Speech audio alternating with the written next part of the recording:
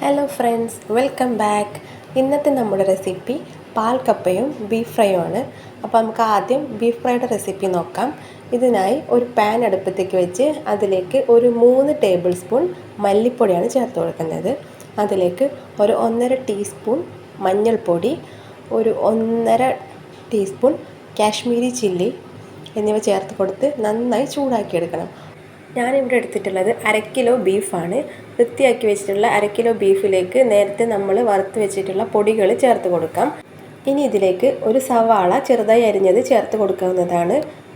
കൂടാതെ ഇതിലേക്ക് 1 teaspoon ginger garlic പേസ്റ്റും ആവശ്യത്തിന് ഉപ്പ്, കുറച്ച് കറിവേപ്പിലയും കൂടെ ചേർത്ത് കൈ കൊണ്ട് നന്നായി കുഴച്ചെടുക്കണം. നമ്മൾ കൈകൊണ്ട് തന്നെ കുഴച്ചാലേ ബീഫിലേക്ക് മസാലയൊക്കെ പിടിക്കുകയുള്ളൂ. അതിനാണ് നമ്മൾ നന്നായിട്ട് കുഴച്ചെടുക്കുന്നത്.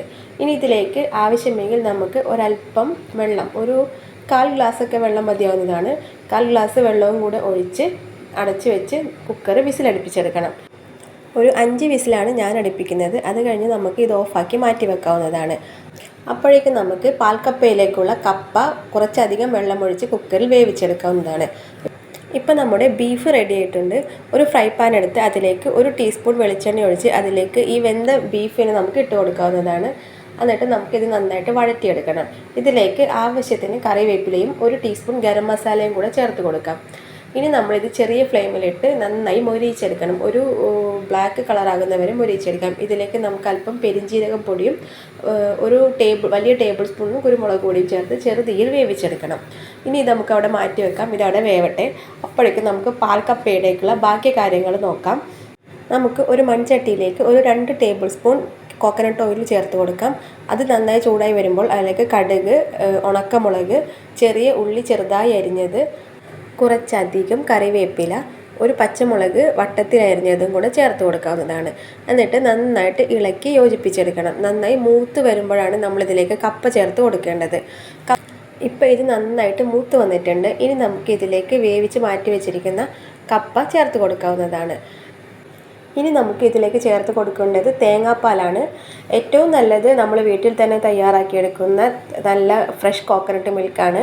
പക്ഷേ ഇവിടെ അത് കിട്ടാനുള്ള ഒരു ബുദ്ധിമുട്ട് കാരണം ഞാൻ ഇവിടെ യൂസ് ചെയ്യുന്നത് ടിന്നിൽ അവൈലബിൾ ആയിട്ടുള്ള കോക്കനട്ട് മിൽക്കാണ്.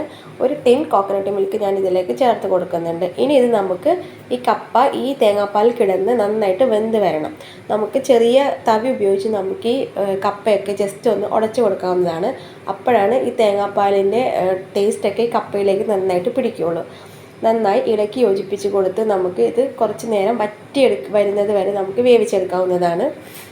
ഇപ്പോൾ തേങ്ങാപ്പാലൊക്കെ നന്നായി തിളച്ച് കുറുകി വന്നിട്ടുണ്ട്. ഇപ്പോൾ കപ്പയൊക്കെ നന്നായി ഉടഞ്ഞ് സെറ്റായി വന്നിട്ടുണ്ട്. ഇനി നമുക്ക് തീ ഓഫ് ചെയ്ത് കൊടുക്കാം. ഇനി നമ്മൾ ഓഫ് ചെയ്ത് കഴിയുമ്പോൾ തന്നെ അത് ചട്ടിയിലിരുന്ന് ഒന്നും കൂടെ കുറുകി സെറ്റായിക്കോളും. അപ്പോൾ നമ്മുടെ ടേസ്റ്റി ആയിട്ടുള്ള പാൽക്കപ്പയും ബീഫും റെഡി ആയിട്ടുണ്ട്. അപ്പോൾ നമ്മുടെ ചാനൽ ആദ്യമായിട്ട് കാണുന്നവരാണെങ്കിൽ സബ്സ്ക്രൈബ് ചെയ്ത് സപ്പോർട്ട് ചെയ്യണം. താങ്ക്